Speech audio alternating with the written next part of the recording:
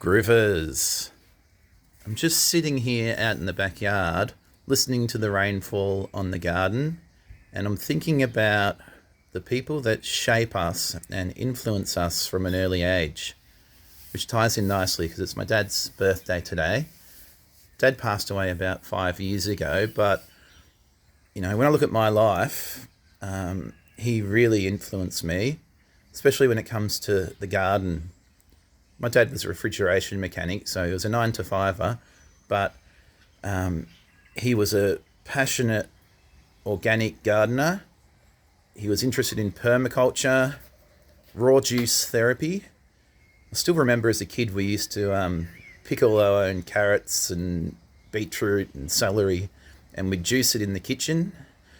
Dad was also very passionate about the ocean, growing up in life-saving clubs and living so close to the beach where we were in Parkdale.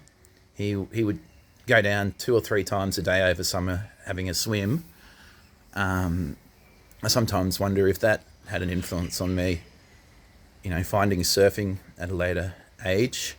Dad's music taste was impeccable. He had an amazing collection of records, everything from psychedelic music, krautrock, blues, jazz, folk, dub, an incredible reggae collection.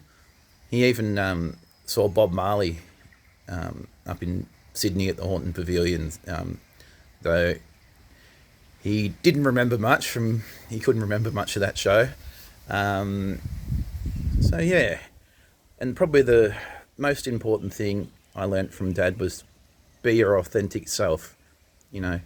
If you're doing things that you love and you're in a happy place, good things happen. If you're turning up to a job that you hate, you're probably not going to go anywhere with it. Dad was a 9 to 5er, and in a lot of ways that I saw that sort of crush a lot of those early passions that he had. And family life can be tough. So anyway, introspective stuff. Let's have a little walk around the garden.